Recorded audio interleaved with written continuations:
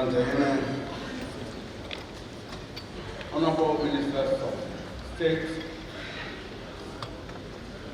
Honorable Immediate Past Chief Justice, Regional Minister, and Vice Chancellor of the Kwame University of Science and Technology, my alma mater,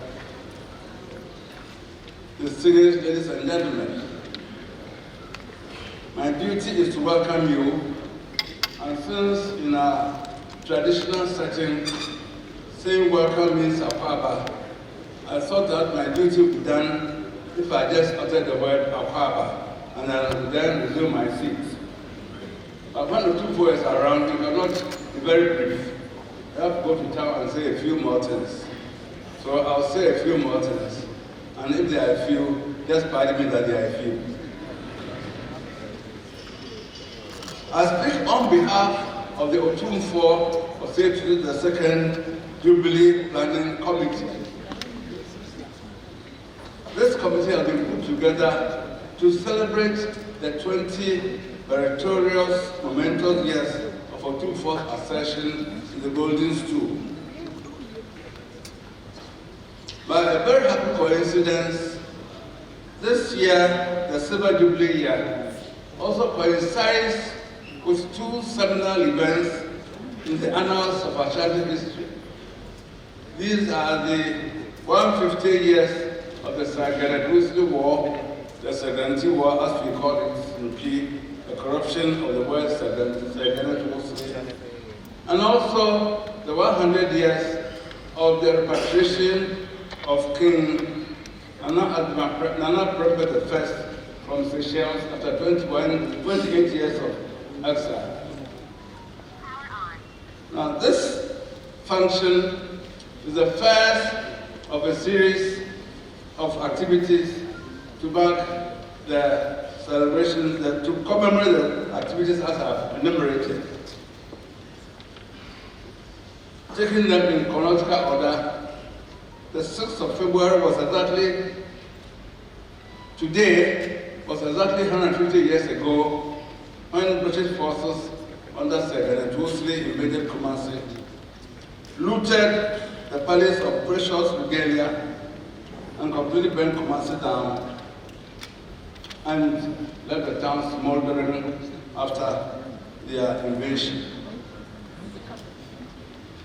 This morning, we have assembled an array of eminent people who are knowledgeable in the Ashanti history and customs to regale us with the causes of the war, the cause of the war, and Ashanti after the war.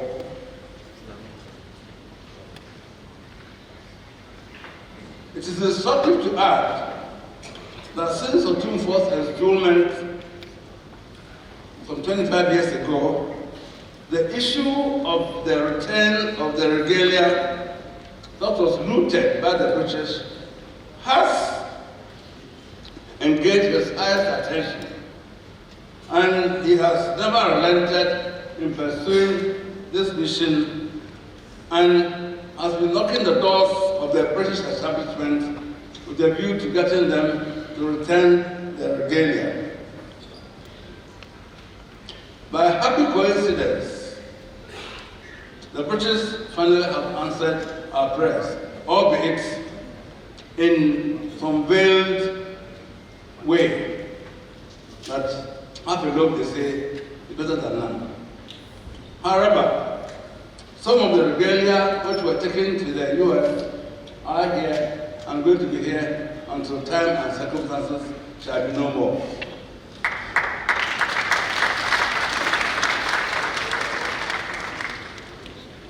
So, as I said, the jewel in the crown of the celebration will be, first and foremost, the return of the regalia from the US, from America, which will be handed over to Otuo the day after tomorrow, on Thursday, at the Kutukudi Deba.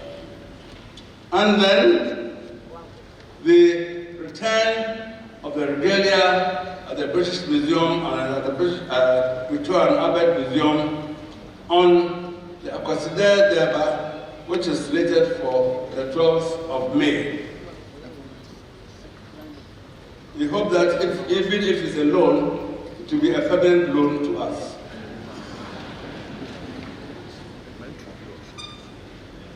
As I said earlier, we have two functions this morning.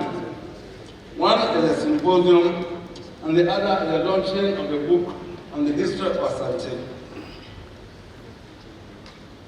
As you all know, before the written word was introduced into our educational system or in our culture, the mode of transmitting our history, our values, our culture, and our morals and other things was through the spoken word. In the evening, the old men would assemble the young ones and then tell them about the wars of old, our customs, our traditions, their games, and other things. So it was compulsory for children to attend to these schools. Hence, we call the word Tite Ka Asum. It has been corrupted to Tite Ka Asum, but it means Tite Ka Asum, that is the past resides in the years. However, with the introduction of the written word and calligraphy, the year became less receptive to Tite, and therefore new modes had to be introduced to maintain and retain our history and to transmit it from one generation to the other.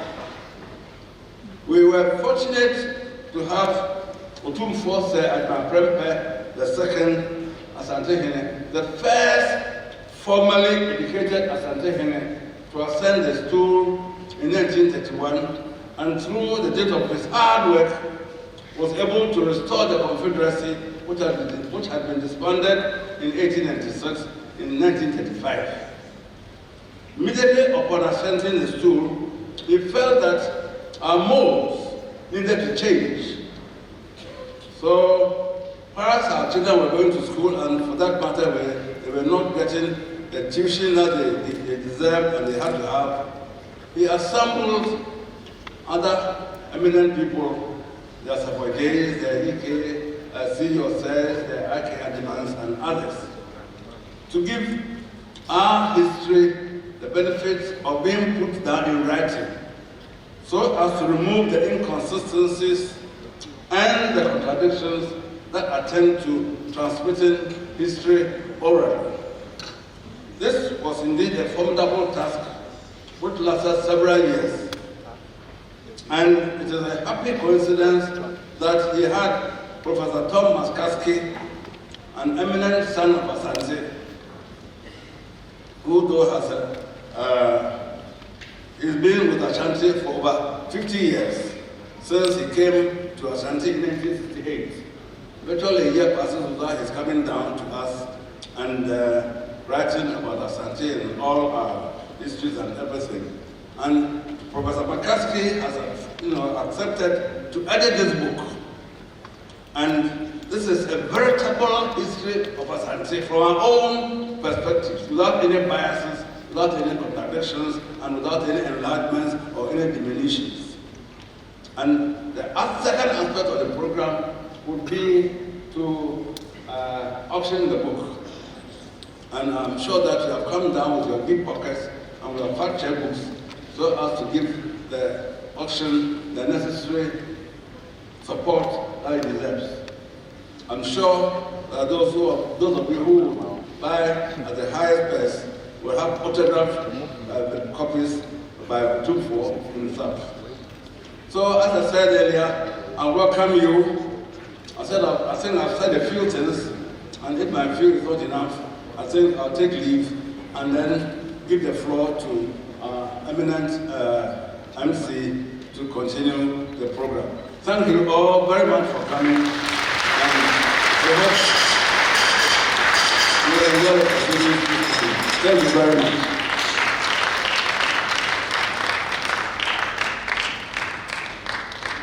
His wise and warm words of welcome have set the tone for a long day of reflections, learnings, and insights. Please help me appreciate once again the Jubilee Minute, the Chair of the Council of State, and the Chair of the Silver Jubilee Planning Committee, Nana Otuo Siribeo II.